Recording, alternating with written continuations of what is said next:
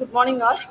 Here we are for first session of third day of AICT sponsored Atal online 1 week faculty development program on waste management practices for future India. So I'm happy to introduce Dr. S. Saravanan. He is going to deliver the lecture on the topic of application of remote sensing and GIS for solid waste management. Dr. S. Saravanan is a professor of civil engineering, National Institute of Technology, Tiruchirappalli, Tamil Nadu. He got his undergraduate degree in civil engineering from Bharatiyar University in the year 1999 and his master's degree in MTech in remote sensing and GIS from Anna University, Chennai in the year 2001. He completed his PhD from Indian Institute of Technology, Roorkee in the year 2013.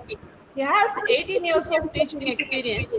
He has completed the number of research and consultancy projects for the amount of more than 35 lakhs. He has published 52 international and national journals and 80 conferences. Also, he published 8 chapters. He selected for Endeavour Postdoctoral Research Fellowship from University of Melbourne, Australia in the year 2009, and also he is the first Indian to be invited for the COE program in University of Yamanashi, Japan for participation in a workshop on PTO-PMC model for Asian monsoon region with the financial support from University of Yamanashi, Japan in the year 2007. He is a reviewer for various peer-reviewed international journals. He visited the many foreign countries of Singapore, Japan, Austria, USA, Malaysia, Thailand, Indonesia, Tunisia, and Cambodia for the academic purposes. He is a life member in various professional bodies like Indian Society of Remote Sensing, Indian Association of Hydrologists, Institute of Engineers, American Geophysical Union, International Association of Hydrological Sciences, and the Indian Geotechnical Society. He has delivered many invited lectures on his topics in various institutions throughout our nation. He produced 6 PhD scholars and 26 MTech scholars. His area of interest are remote sensing and GIS applications on disaster modeling, remote sensing and GIS applications on water resources management, GIS for solid waste management, groundwater quality modeling, and environmental impact analysis. Now, I invite Dr. S. Saravanan to deliver the lecture. Sir, please, sir. Thank you, ma'am. Thanks for the introduction. Good morning, one and all. I am Dr. S. Saravanan. I guess many of them already have some knowledge in remote sensing and GIS. Few of them may not studied the remote sensing and GIS as a curriculum because till date it is in elective subject for our BTech level curriculum. So for this today lecture, I will give you some basic introduction of remote sensing and GIS. Then I will go to the application of remote sensing and GIS for solid waste management. I will show some of the case studies carried out in Navi Mumbai and Tiruchirappalli Corporation, how to manage the solid waste, municipal solid waste, and what are the application of remote sensing GIS and how we can implement that work. All these things we will see in our today's lecture. So with that basic assumption, I will start the presentation. Like we are all civil engineers, we will mostly work on data-based work. So for our purpose, we will collect the data from various location, various method, and various way. Sometimes the data maybe need to collect in the location what in shown in the picture. So sometimes the data collection may be a tedious one and it is highly risk also. So in that condition, how to collect the data? Because whatever work we are doing mostly depends on the data. Based on the data, we will set a equation, or based on the data, we will develop a model. So all these things depends on the data, means we have to measure or we have to collect the data very precisely and very accurately in a systematic way also. For this purpose, the latest technology, remote sensing, was developed. So in remote sensing, whatever the observation was taken, that is without any physical contact, and we are acquiring the information from the electromagnetic radiation. That means this is very simple physics concept we already studied in our plus 2 or 10th syllabus itself. So simply in remote sensing technique, we are measuring or recording the electromagnetic energy reflected from the Earth's surface and atmosphere. Based on the electromagnetic radiation, we are analyzing the characteristics of the each and every object on the Earth's surface and atmosphere.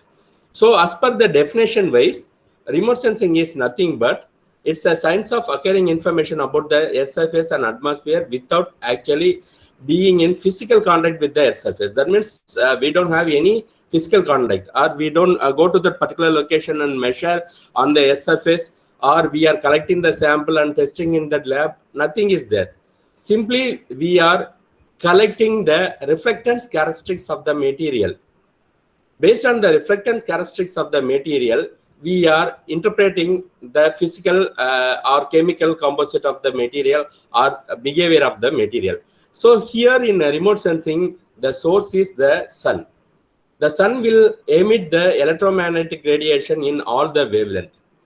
Whatever the electromagnetic wavelength is emitting from the sun, that will illuminate on the Earth's surface and the atmosphere also. So the based on the features on the Earth's surface, each material will absorb some energy, will transmit some energy, and some of the energy will be reflected back to the atmosphere. This will from the Earth's surface as well as from the atmosphere also. So whatever energies are reflected back to the atmosphere, that energy will be recorded by the satellite sensor. Sensor is nothing but a CCD camera only. Then the sensor will be recorded the information, and the information will be sent back to the Earth station. So the Earth station will convert the signal into a data product. That data product will be used by many of our engineers and people. So what are the quantity or what are the things we can determine or we can measure from the satellite technology means, in the Earth surface, we can measure height, albedo, vegetation type, surface water and water temperature, urban temperature, fire, surface roughness, wind speed, then water turbidity or chlorophyll concentration, ice cover extent or ice cover type and thickness. Similarly, for meteorological wise, we can measure pressure, temperature, cloud cover, cloud top temperature, cloud height, cloud type, even lightning frequency also we can measure. Similarly, chemical constitution wise, we can measure the aerosol, we can measure nitrate and sulfur dioxide content, and ozone content we can measure. Then aerosol we can measure. All these things we can measure with the help of satellite remote sensing. So in general ways, the area we can use the remote sensing technology means we can measure or we can identify the land, air, water, rock, living things, ice, snow, etc. All this picture we can measure. Especially in a recent period, the climate change impact is a global topic. So for this area, we can use the remote sensing and we can identify the sea level rise or ice cover shrinkage, that is a glacier shrinkage, then how much amount of snow melting, then temperature rise, global cover temperature rise, and precipitation changes. Everything we can measure with the help of remote sensing technique. Even flood disaster wise, we can measure flood inundation, and then landslide, then various disaster application we can do with the help of remote sensing. So in this picture, this is just an example picture to show how much extent you can use the remote sensing technology. So simple thing, remote sensing technology will give you a synaptic view of that particular area. So if you want to assess some damage or losses happened by some disaster or hazard, then measuring or assessing the impact or damages is a time-consuming project. you cannot immediately, you cannot assess the damage, and you cannot give any remedies or money for that affected people. So for that purpose, if you are using remote sensing, within few hours or within few days, you can assess that damage impact. So this picture will show you very clearly how many Excuse me, number sir. of, yes. Sir, slides are not changing. You are on first slide only. So Oh, we can't sorry. see. Oh, Yes, sorry. sir. We put the messages on chat box, but yes, still first slide is there. So I Because I interrupted am you. using Sorry, two sir. monitors. Yes, Sorry, sir. I am Thank you. using two Thank you. monitors, so I could not read that message. Okay, sir. So Exactly. it's okay, sir. Thank you. Could you Thank be you. able to see now? Yes, sir. Now it's changed. Okay. One sec. Sir, from our side, we are able to see the Full slide screen. with remote sensing. There are two photographs. Remote sensing. Yeah. That is the current slide.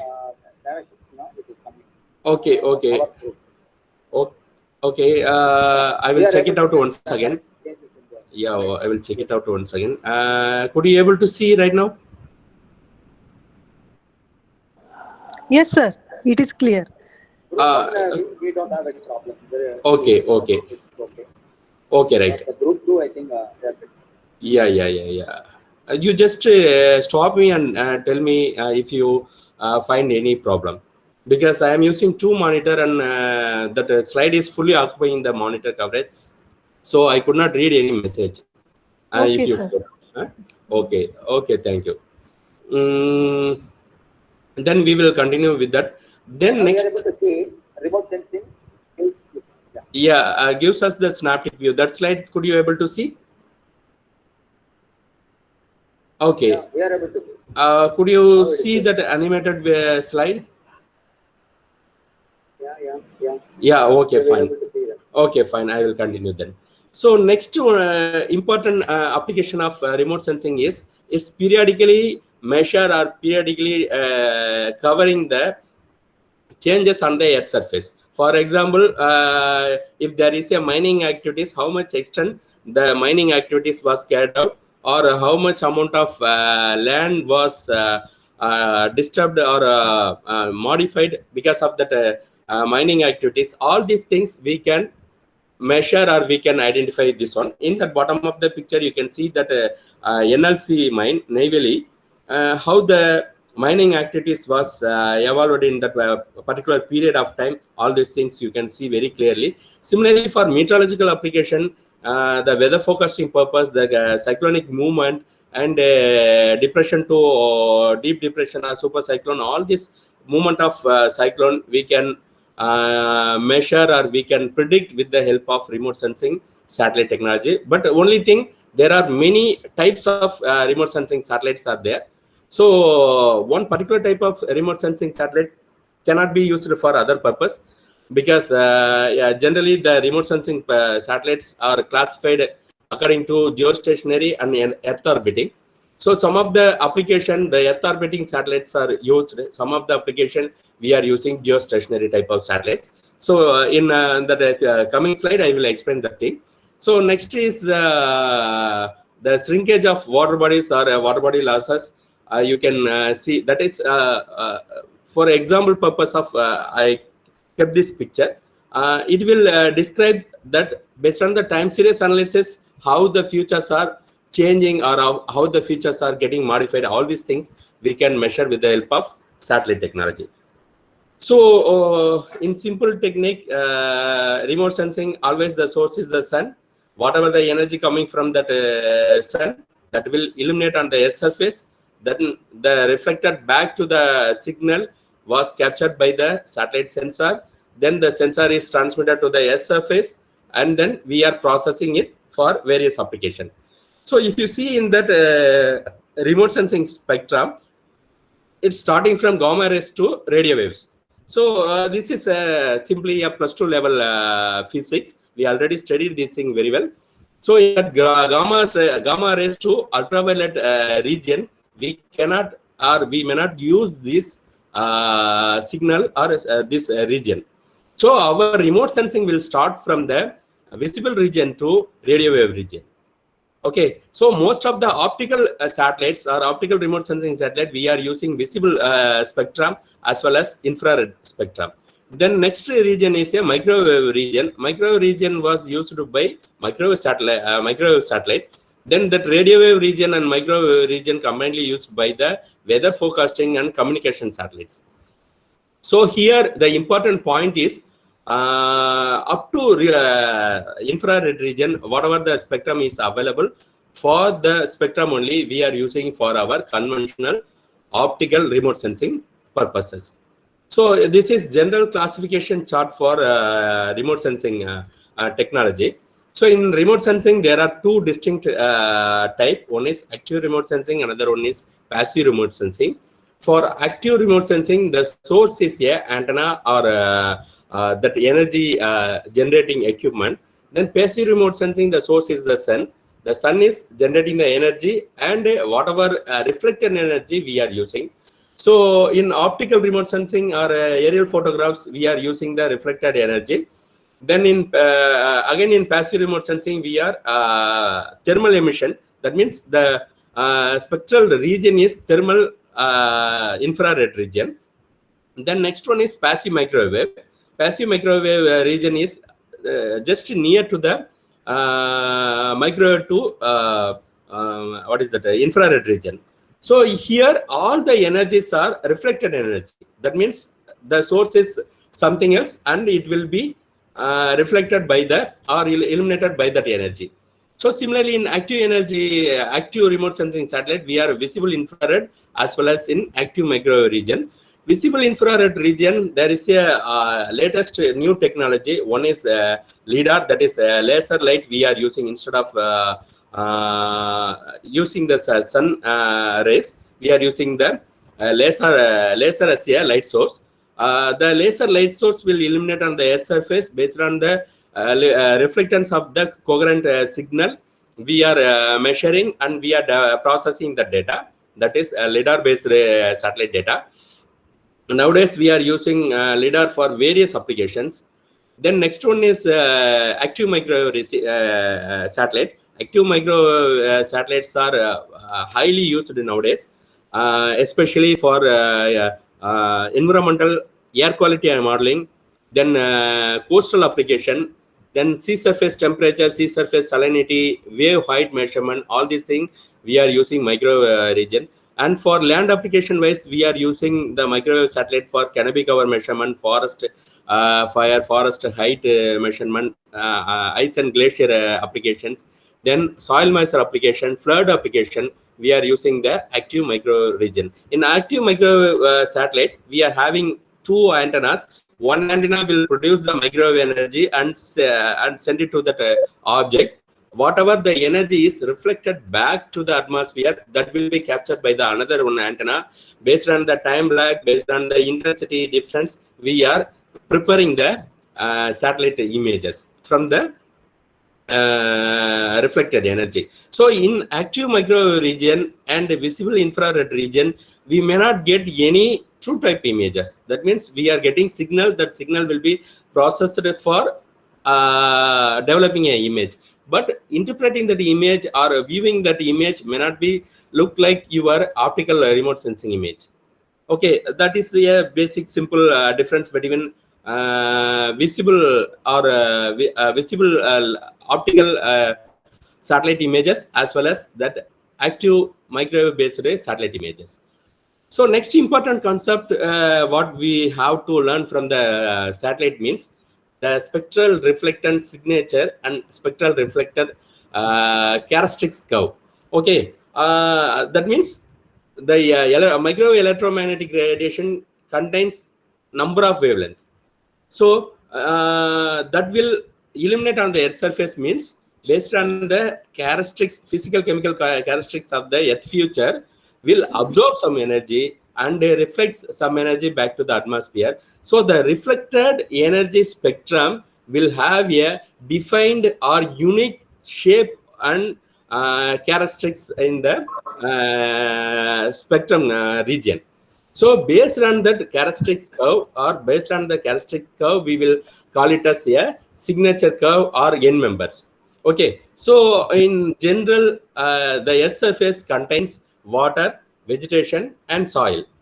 So water will have maximum reflectance in the region of 0.4 to 0.8. That means in the ultraviolet region to visible red region only. So within that only it will give reflectance. And if you see in that curve, the percentage of reflectance also very, very less.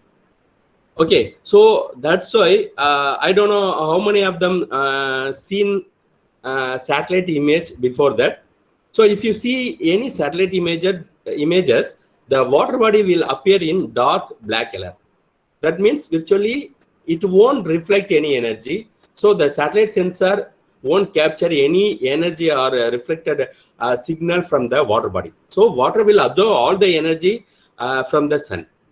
Okay, so if there won't be any reflected energy, means obviously the color will be a black color. Okay, so next is the N members are spectral signature of the vegetation. That is Sir, shown please in green change color. the slide. Sir, you are on the same slide.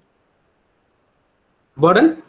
My slide is Please not moving. change the slide. You are on the same slide, previous slide, 10 minutes before. That the same slide is Oh, there. pardon. I don't know here why it's not moving. Oh. In this format, is it okay? If it is not full screen, would you be able to see the screen changes? Hello. Yes, sir. Without full screen, could you able to see my slides? Yes, we can see, sir. But the same slide was there, so I There's no interrupted you. problem. No Pardon? problem, sir.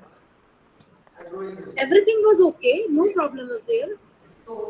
Okay, Sir, some group they are saying that my slides are not moving. yes, sir. I was seeing the same slide. What GIS can do, the Yeah, second or third slide. sometime Now in it's screen. changed. Now it's blue in color, sir. I can see that the blue Maybe slide. because there are two links for participants to join. I Yeah. can hear And you I shared clearly, but I can't change the twice. slides. Okay, so if it is We are able to see, sir, okay, the first link. okay, fine. Then shall I do one thing? Shall I unshare the slide and shall I share once again? Whether it will solve the problem? Yes, sir. You can. You try to do it. Okay, one second.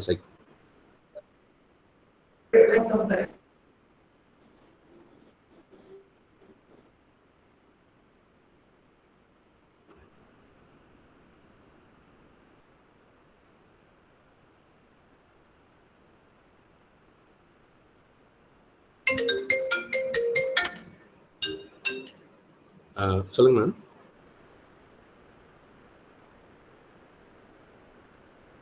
ஆமாம் ma'am, நான் window தான் share பண்ணுறேன் ma'am. என்னன்னு தெரியல ma'am. ஆமாம் ma'am, என்னன்னு தெரியல ma'am. நானும் அதை இப்போ செக் பண்ணிட்டு இருக்கேன். இப்போ கரெக்டாக வருதான்னு கன்ஃபார்ம் பண்ணிட்டு அப்புறம் செக் பண்ணிக்கலாம் மேம். இந்த ஒரே ஒரு நிமிஷம். Okay thank you. Could you able to see now the slide changes? Yes, sir. In first link, we are able to. Okay, what about second link? Second link, people kindly respond. Could you able to see the slide movement? Yes, sir. Yes, sir. I can see it. Okay, is it okay now? Yes, sir. It is okay now. Okay, thank you. Thank Then you. I will Thank continue. So in this spectral signature of the vegetation curve, in the dark green color curve is the spectral signature curve for vegetation. If you see this one, you can see some trough in particular wavelength region, and you can see some peaks in some particular wavelength region.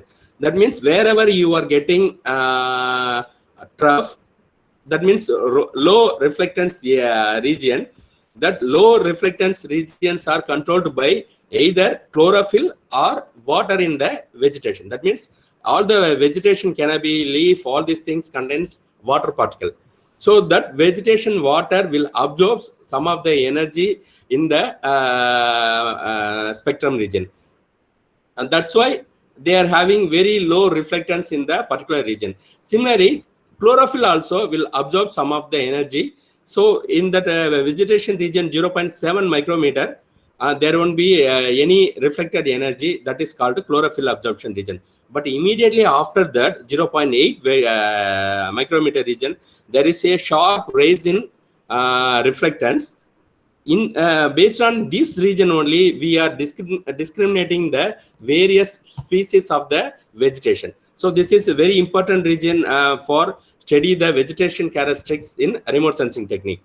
And similarly, if you see the other region, based on the water absorption, we are getting low reflectance, that is 1.4 micrometer, 1.9 micrometer, and 2.6 micrometer. We are having water absorption region. So overall in that spectrum region, the leaf spectrum or leaf pigments will affect in the visible region. Then based on the vegetation structure or cell structure of the leaf will affect up to 1.4 micrometer region. Then the water content will affect in the remaining region up to 2.6 micrometer region. So next, that yellow color or light green color curve is a soil spectrum. So in that soil spectrum, if you see, it's a relatively growing curve. But even though we are having some trough in that curve, if you see the trough, it will coincide with the vegetation spectrum curve. That means wherever the vegetation curve is having some trough or low reflectance, the same region, the soil also having some low reflectance. That means the soil contains some amount of moisture. Soil is wet soil. Then based on the water presence in the soil, we are having some trough in that soil curve. And this water is a macroscopic water. That is water attached with the solid particle. In overall, if the soil is dry soil, it will give you maximum reflectance. The curve is something look like. If the soil is completely wet or saturated soil, then the pattern will be look like similar, but the percentage of reflectance will be slightly lower than that. So the curve will be somewhere here, and it will have some low reflectance. So the concept is, if the soil is wet or if the particles are having water content, then the percentage of reflectance will be very low. Okay. So next thing I want to show here is some satellite images. If you see these satellite images, first image is a true color image, second image is a false color satellite image.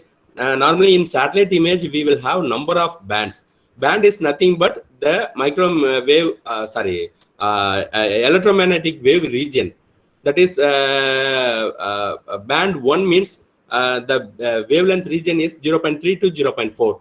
Then 0.4 to 0.5 is second band. 0.5 to 0.6 is third band. Then 0.6 to 0.7 is fourth band. Fourth band is nothing but infrared band.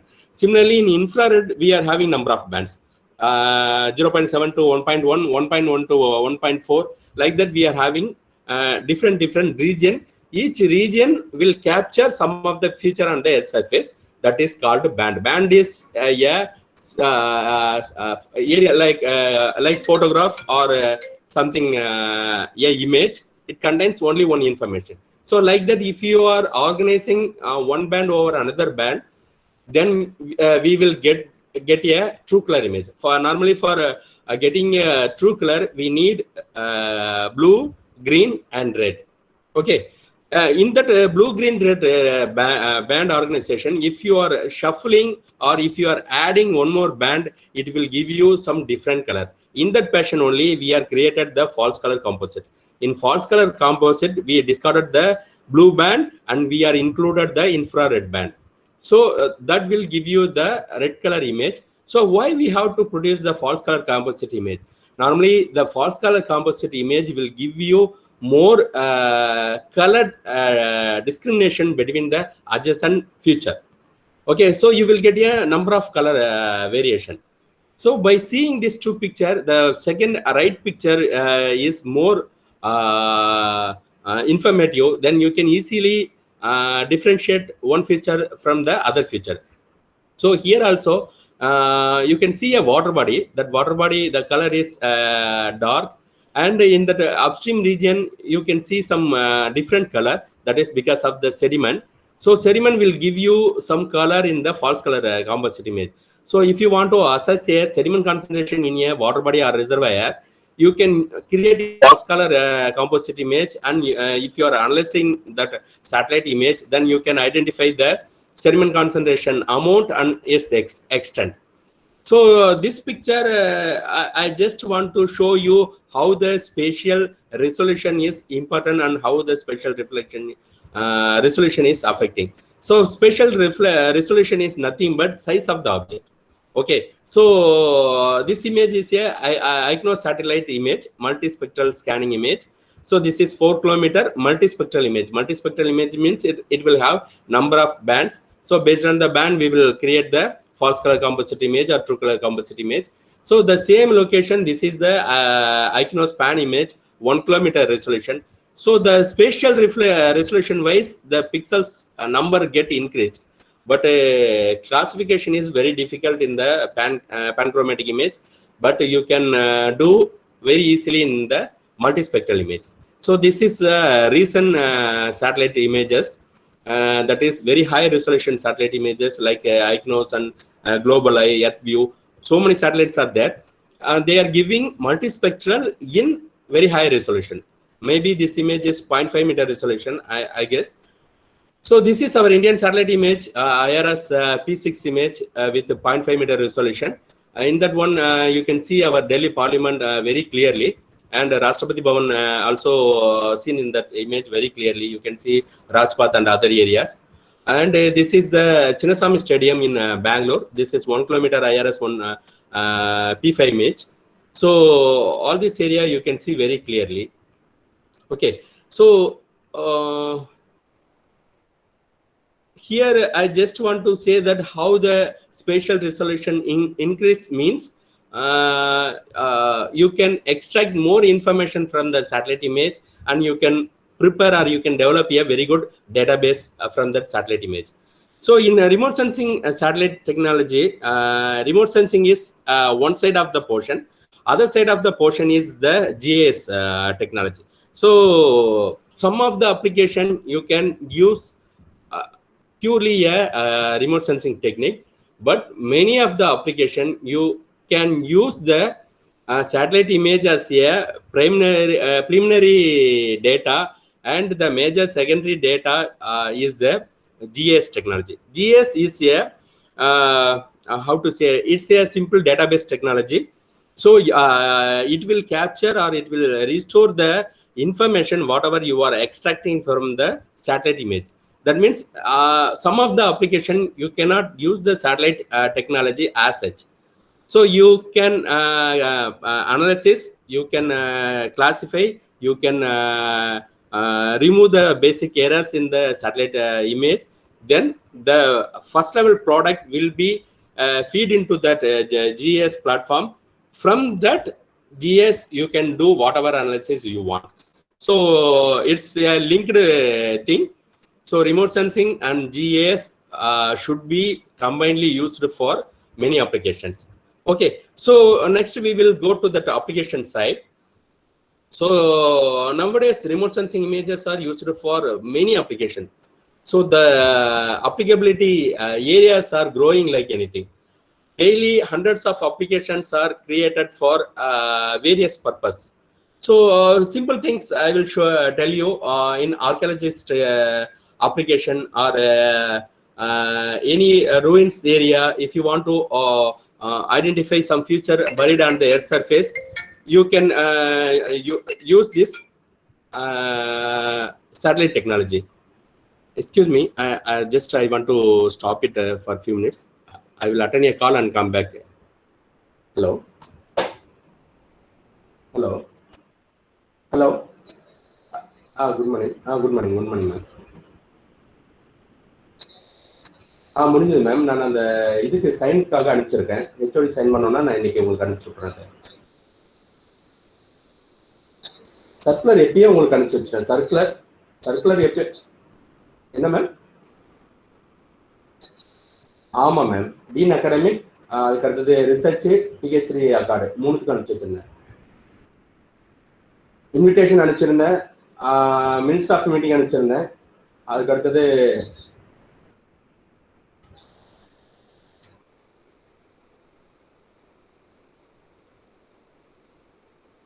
Okay, நான் இந்த final இது TADA ஃபார்மும் minutes அனுப்பக்குள்ள அதையும் சேர்த்து அனுப்பிச்சுடுறேன். 14th நேற்று முடிச்சிருச்சு madam. Okay ma'am, thank you ma'am, thank you. Okay, sorry for the interruption. I will continue. Okay, next important thing is that for disaster application we are using the satellite technology in large application, especially for tsunami or flood or earthquake disaster. We are using the satellite technology, especially for assessing the damages. We are using the satellite technique. Especially for flood application, we are using 2 different types of satellite images.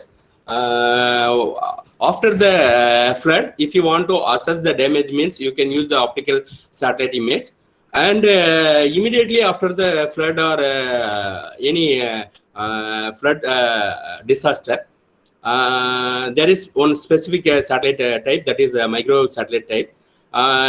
Using that microwave satellite image, even during that flood season also, you can identify which are all the areas are submerged under water and what is the extent of the flood inundation. All these things we can measure with the help of microwave satellite. So the microwave satellite will penetrate the cloud cover and it will capture the flooded region on the Earth's surface.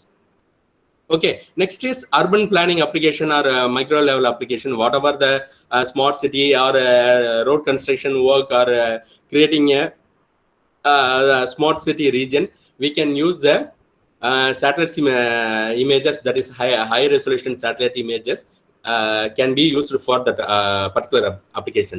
Similarly, for geological application and agriculture application, weather forecasting application, even in fish culture application, that means in sea and ocean, what are the potential zone for fish harvesting.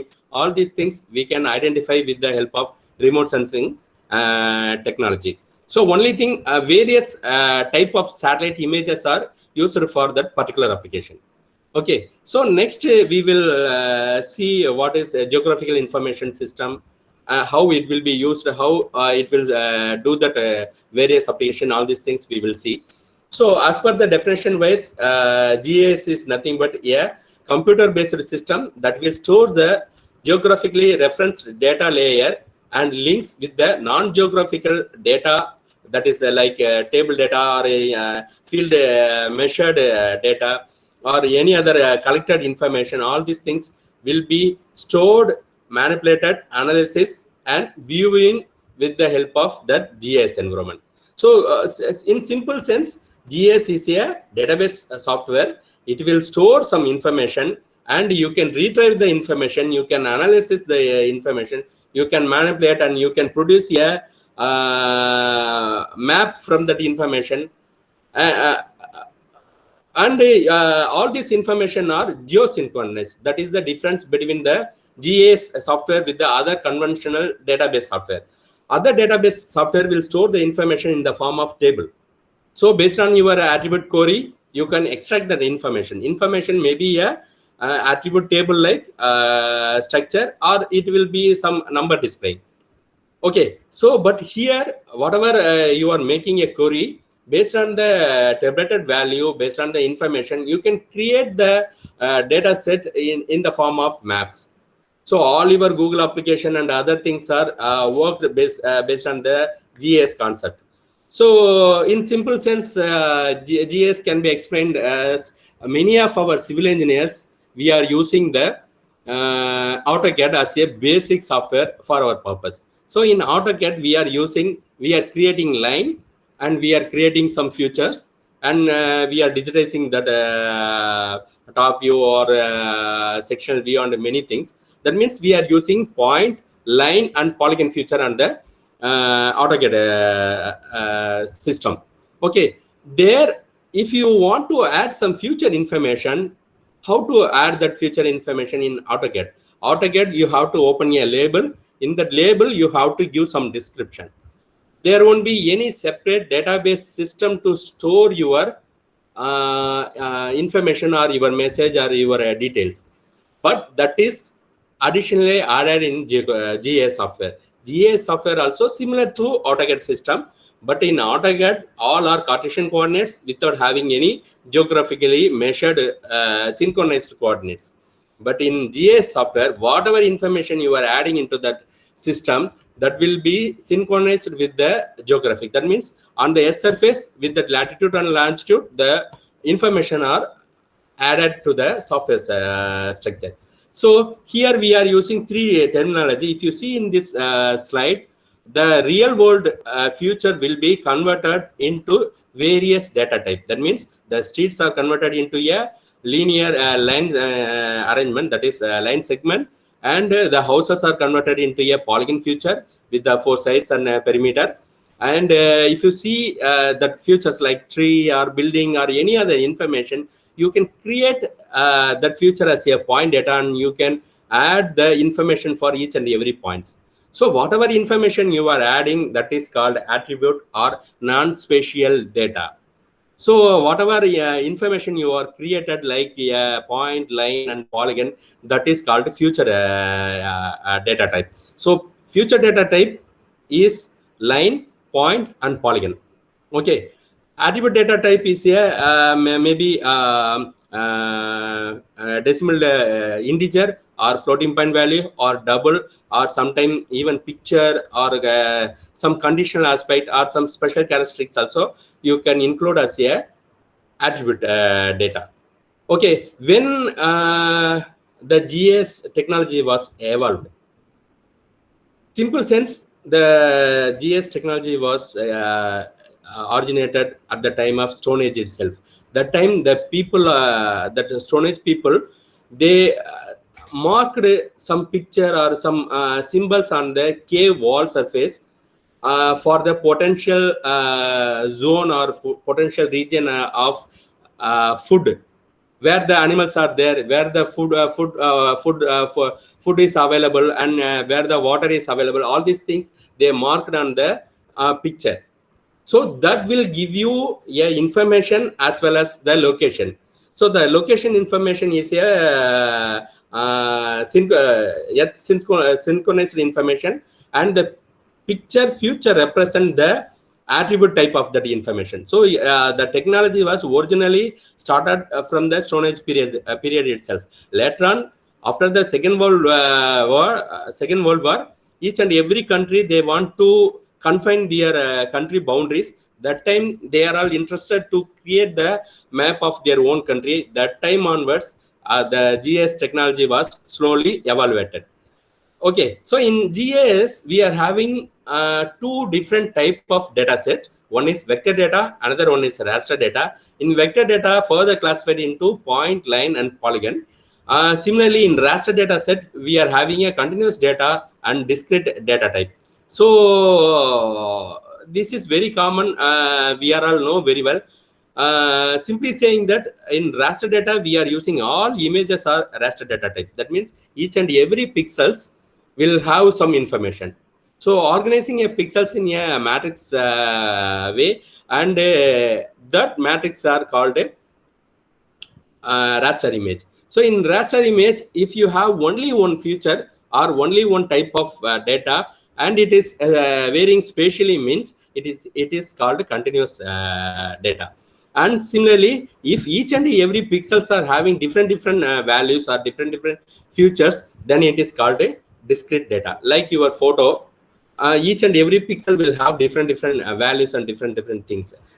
But if you have a water quality concentration map or population value or elevation value, slope value, the spatial variation is based on only one feature.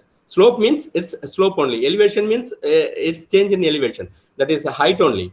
Similarly, population means each and every location, and the future is a population. But based on the numbers, based on the intensity, we are having different color shade. But future is one single data type. That is called a continuous data. Okay, so in remote sensing technique, we are using both vector and raster data. Especially in GIS, we are using vector and raster both for various applications. But many of the application we are using in the raster format, especially for map preparation, we are using the vector data, because vector data will give you more aesthetic view rather than the raster data set. But for doing a mathematical analysis or developing a model, raster data will be very easy, and the storage and retrieval will be very easy for raster data set. So this will give you a synaptic view of GIS application. So you can use it for any application. Whatever your conventional application you carried out with the help of some data, that is tabulated data, you can convert all the analysis into GIS analysis. Okay, so if you have some collected information, means you can convert the information into a GIS data. From that GIS data, you can do a analysis. That is what I want to mention here. Then what are the analysis we can do with the GIS means using the spatial analysis, you can establish a multi-criteria analysis. You can create a spatial operation like overlay and overlay type of analysis. Then network analysis you can do.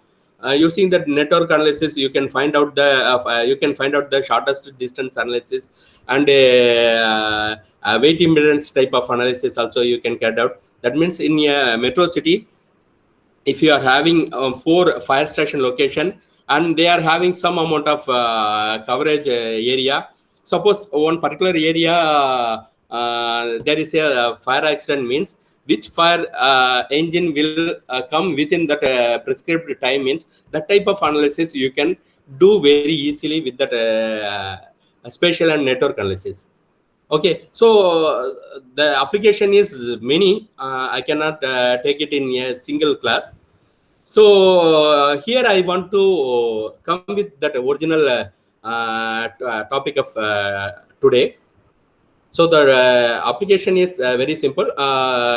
That is remote sensing and GIS application for solid waste management in Navi Mumbai and Tiruchirappalli. I will show you these 2 case studies, how the GIS technology was implemented in that area. First of all, we all know that because of the population growth and urbanization, all the cities are growing like anything. In India, almost all the cities are growing, especially some of the cities are growing in rapid manners because of industrial growth and other reasons. Some of the cities are already grown, but because of the population increment, we cannot find out any open space or any utilities spaces. So in using this GIS technique, we can identify such type of areas, and you can regulate the collection and disposing of the municipal solid waste. Okay, so in this case study, that's Navi Mumbai area is 343.7 square kilometer, and the population is increasing in the last 3 period drastically. So based on the consumption and waste protection, there are huge amount of waste is generated in that particular area. And if you see this Navi Mumbai, this one side is a hillock area, another one side is the seashore area. So obviously that seashore side, you cannot use it for any dumping purpose, and moreover that area is a reserved forest, that is a mangrove forest is located, and that middle zone region is a highly thick populated settlement region. So within that, we have to find out some suitable location for the waste dumping. So initially, before starting this study, we assessed how much amount of population was in that particular corporation. and what is the waste characteristics of the generated waste in each and every day. All this data we collected from the Navi Mumbai Corporation. So based on that, they are getting 753 metric tons of waste per day from this corporation. So the composite waste characteristics I plotted in a graph. By seeing this, you can clearly understand that 60% of the total collected waste as municipal organic decomposing material. Then 30% of the waste is food and coconut shell and other decomposing type of waste. Then 10% of the waste is plastic and non-degradable waste. And 1% of the waste are debris like stone and other building material and soil and all these things. Then another 1% is rubber or plastic type of waste only.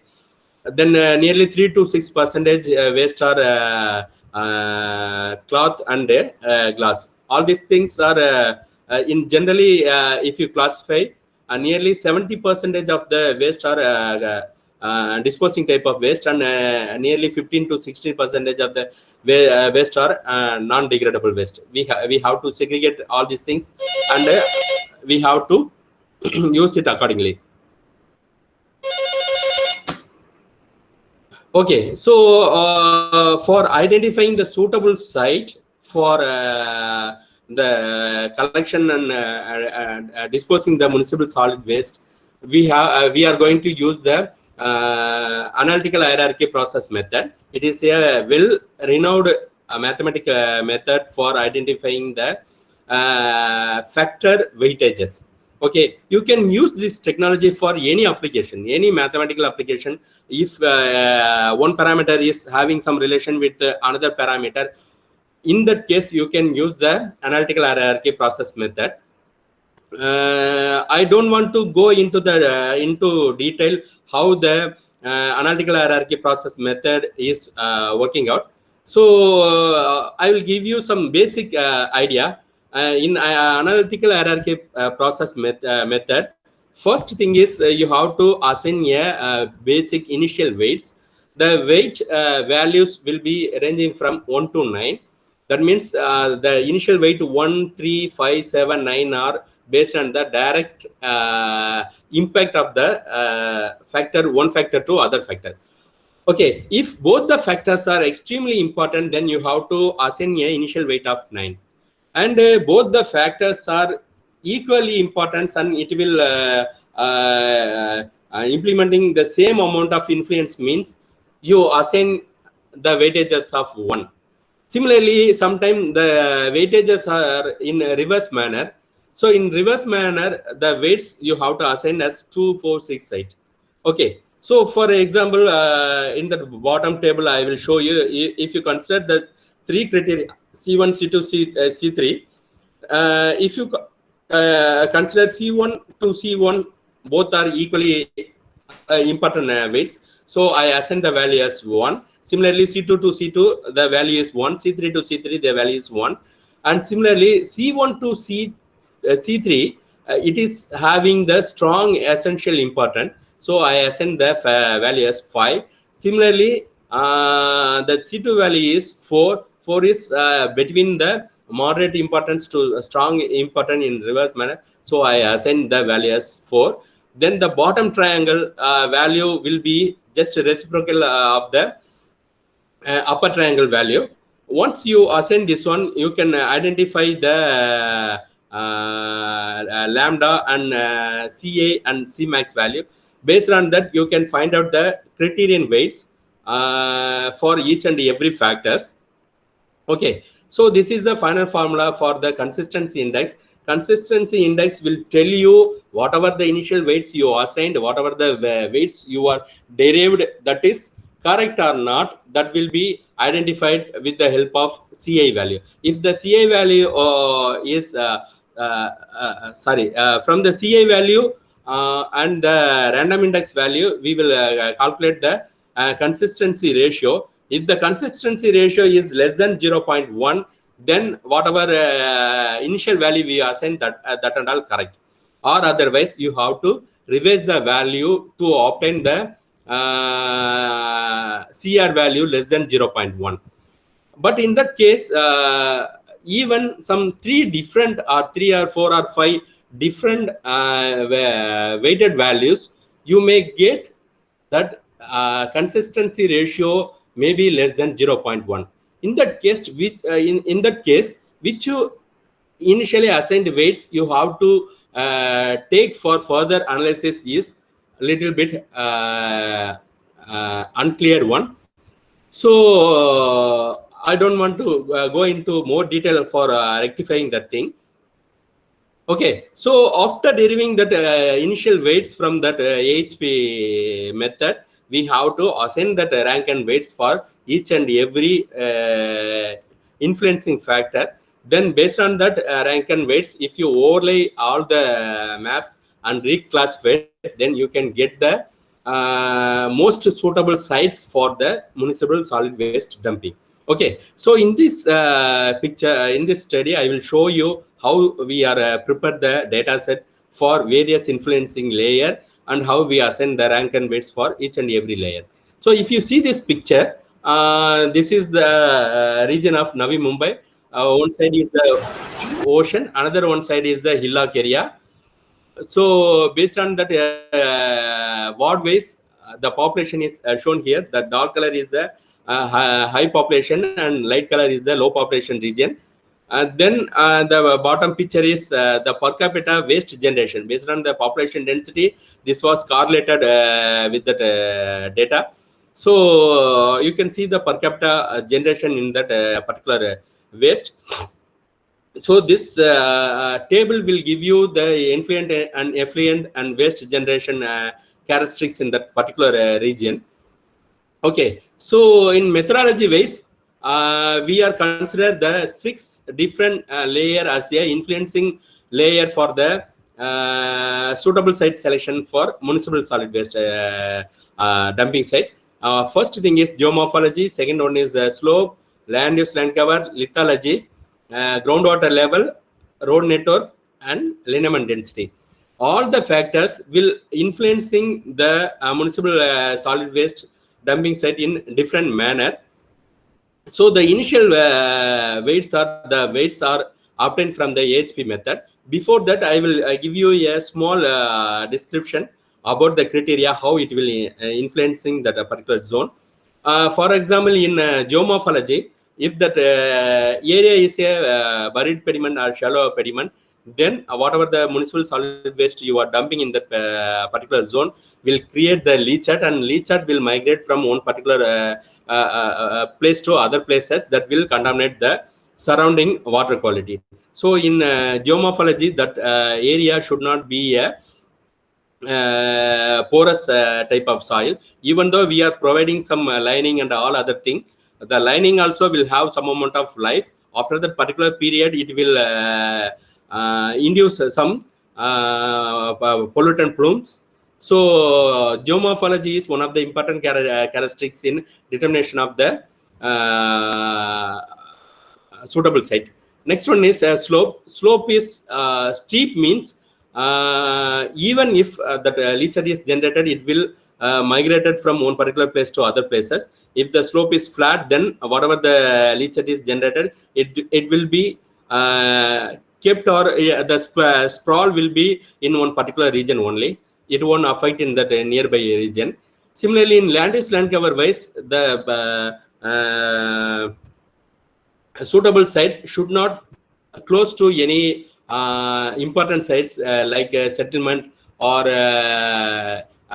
airport or any other important sites.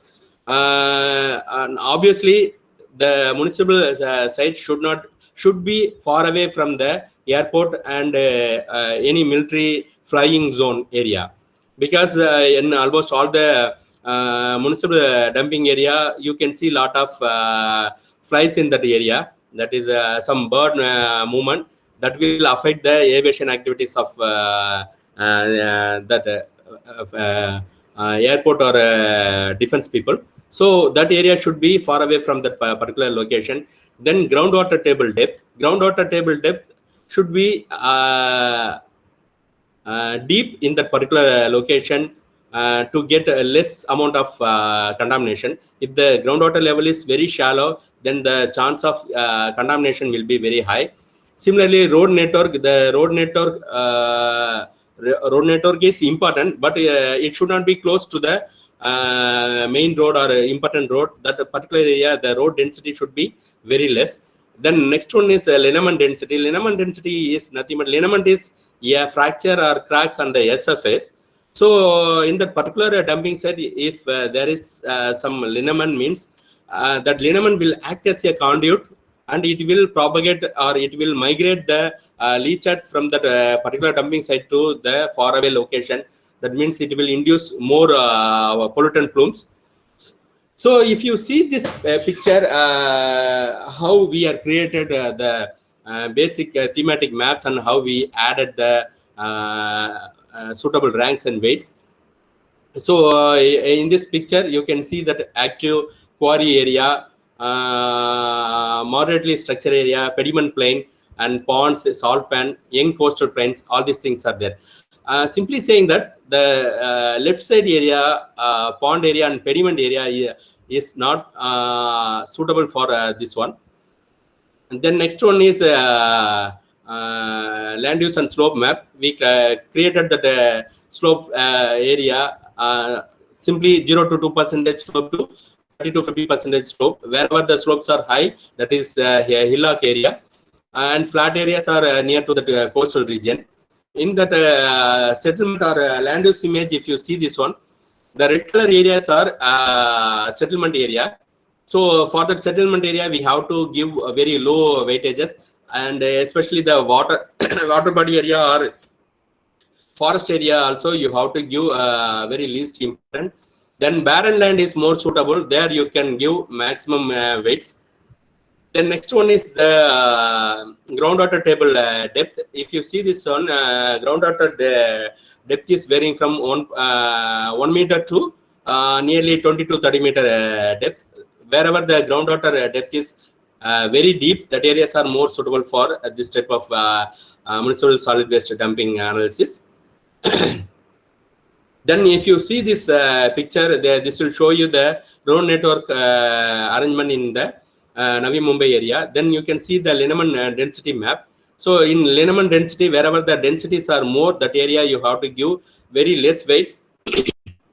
And very less lineament area, you can assign more weights. That means the very less areas are more suitable for the dumping activities.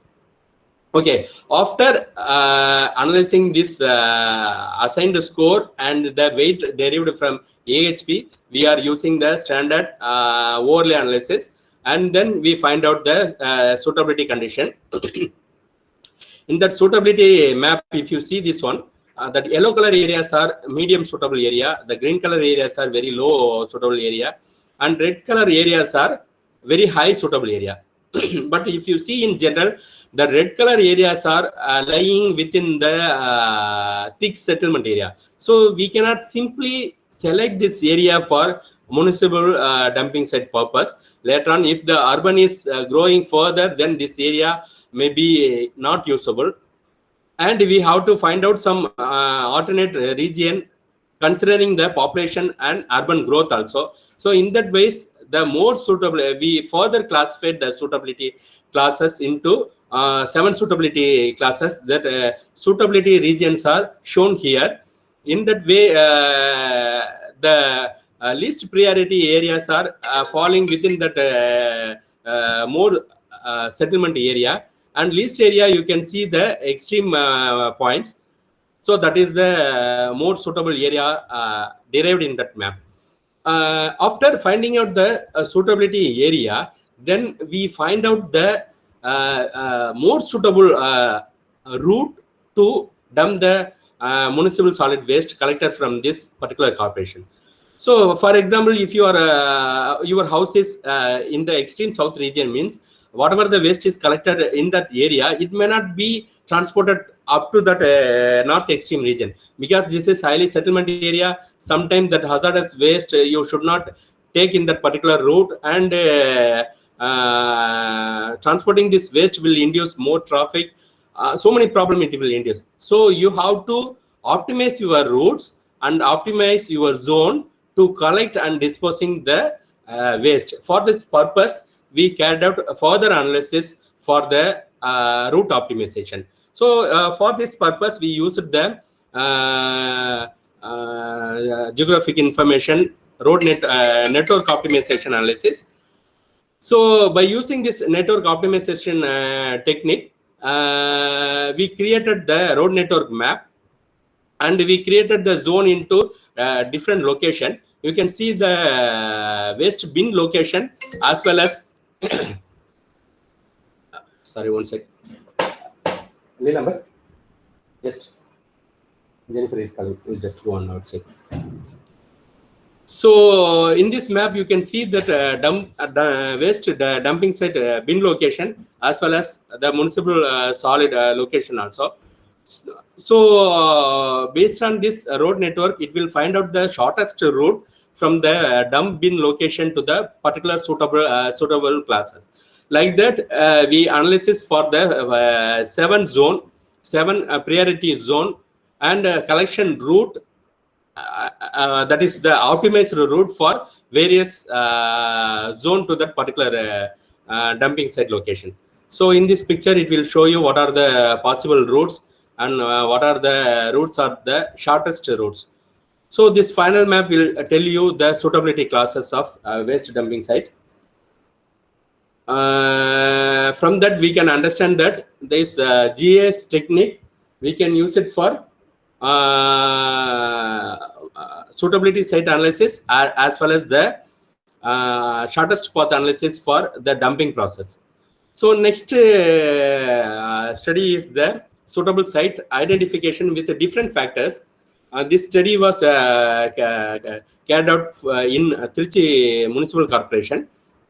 So many of them knows the Trichy Corporation. Whatever the waste is collected from the municipal corporation, it is dumped in that Arimangalam dumping yard. Once upon a time, when the city was not grown, that time that Arimangalam was far away from the municipal boundary or corporation level boundary. But now the corporation was extended up to Tuapudi. So now the location is heart of the city location. That Arimangalam site is the heart of that location. Many people in and around the municipal dumping site, people are agitating the dumping of waste in the Arimangalam site. So obviously, the corporation people want to identify some suitable places far away from that location. Right now, they are dumping that waste in the Panjapur region, but Panjapur also now falling within that corporation boundary. So they have to find out some alternate suitable sites far away from that corporation location that should be capable for managing the waste collection for the next 30 years period. So this study will give you some glimpse of that waste generation and waste site suitability location for Trichy Corporation. So Trichy Corporation contains 64 wards and 4 zones. Totally, it is 167 square kilometer. This one. Population wise, we are having 1.2 million population. In this study also, we used the analytical hierarchy process technique. And here we used some different parameters from that previous study. We used that land use land cover. We used road and railway network, water bodies, important sites, slope, lineament, soil, and urban area as the important factor. So obviously the land use means that land use should be a barren land. It should not be an agriculture area, or it should be a low cost area. Cost wise, economic wise, it should be low cost. That will be the more priority area. Then it should be far away from the rail or road area. Then it is far away from the water bodies. The vicinity of in and around this municipal site should not contain any water body because the water body will get contaminated very quickly. Then important sites in the sense that historical monuments or airport or defense area should not be close to the dumping site. Then slope wise, it should be a flat. It should not be a rolling slope or steep slope. Then lineament wise, it should have a very less lineament location. Then soil wise, it should not be a porous soil. It should be a clay type of soil is more suitable. Then urban means it should be far away from the core urban areas. So based on this, we assign the initial weight and we find out the rank, suitable ranks and other things. Whatever the input maps we prepared is shown here in this one. You can see here in the last bottommost picture, you can see that urban extent and other open vacant lands. You can see the lineament image you can see here, and number of water bodies also shown in this picture, middle of this picture you can see. Similarly, the waste bin location you can see in this picture. So that will give you the idea of how much amount of waste is generated in that particular area. So after assigning this rank and weights for each and every thematic layer, we find out the suitable zone. In this last bottommost corner, if you see this one, it will give you the suitable site for this one. After refining with many constraints, we finally arrived at the suitable site as these three places. These places are more suitable. Road connectivity also, you can easily access this one, but we didn't carry out any shortest path or economic route analysis. That will give you a overall synaptic view of that municipal solid waste management operation. So with that, I would like to stop my presentation. If you have any doubt or any query, you can ask me right now.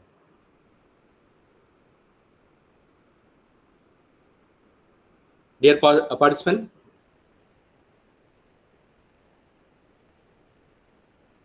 Yeah, good morning, Dr. Saravanan. Yes, sir. You really taken us into a totally different world. I am basically mechanical engineer. Okay, sir. But still, since I was very interested in this area, waste management, I registered for this program, and you really taken us in a totally different. Thank you very much, sir. Right, very good information. Thank you, sir. Thank you. My reflection. Yes, sir. Yes, that sir. is, you said the land cover. Yes, sir. The weightage is 16%, and you should not be near airport and all. Yes, sir. Because of flies and other insects will be coming. So really, technically, is there any issues with respect to the functioning of the airport machineries and vehicles? The reason should not keep the sir, there might be. Yes, sir. Yes, sir. Finish it, sir. Please, sir. Yeah. Or is it only because of should be hygienic and people travel from national, international courses, people will be coming and other things. Is that reason, or technically will it affect the functioning or the getting signals for the from the safety point of view? Is it fouling? Yes, so sir. you are having the rules of not keeping the garbage dumping area nearby airport. Yes, sir. Both the reasons will control this suitability site selection, sir. The air fouling is one of the major reason. Similarly, the second reason is that if you know, you may know very well that every year, mostly in the month of May to June, that municipal dumping site, you can identify a lot of fire accidents. That means because of that methane emission, it will induce some fire. Okay, it will produce a lot of fog and smoke in that region. That will affect the flying operation. Okay, that smoke will attract more flying birds in that particular vicinity. That bird will make some collider accident with that flying object.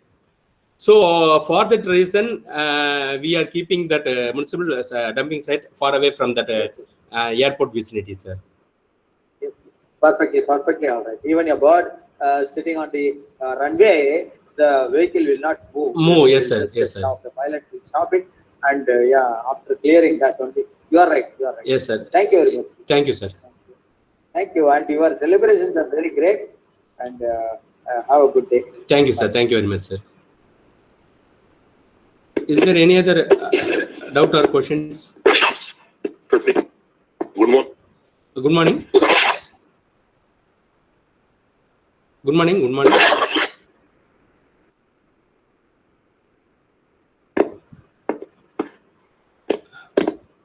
Sorry, your voice is not audible.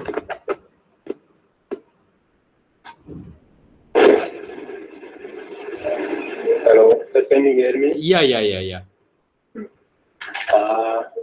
Sir, you told that we have total 60% municipal waste, almost 10% organic waste, and remaining 30% is non-biodegradable waste, sir. Sir, how can we reduce non-biodegradable waste? Is there any method to reduce the non-biodegradable waste, sir? Because it is Actually speaking, I cannot answer for this one. Based on biodegradable or non-biodegradable waste generation is that the people status in that particular region. Okay, if you are taking Navi Mumbai region as a study, many wealthy people are located in that region. They will produce more amount of non-degradable type of thing as a waste. But if you see in slum area, even the plastic material and non-degradable waste material will be consumed by the people, local people. So as a non-degradable as a waste, the generation amount will be low in the slum area or other people living in area. But in posh area like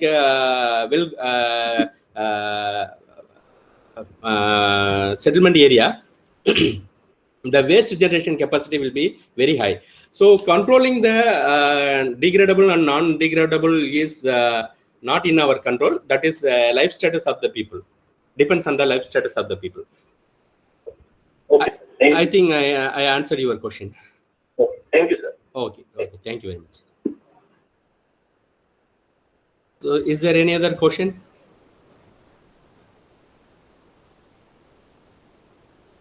So if there won't be any question, I would like to thank for this opportunity. I would thank all the participants and faculty members. Thank you for listening my presentation. Thank you all. Thank you very much. Sir, Thank thank you. you, sir. Thank Thank you. you for taking your time to prepare for us such an extraordinarily wonderful presentation. That was flawless. Thank you, sir. Thank you, ma'am. Thank you, ma'am. Thank you very much.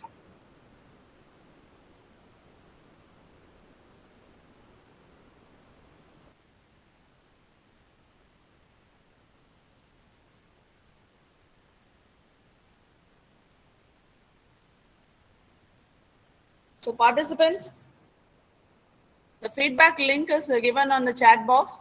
So please fill the feedback for the first session. The second session will start at 11:15. We will have the break for 15 minutes. Thank you.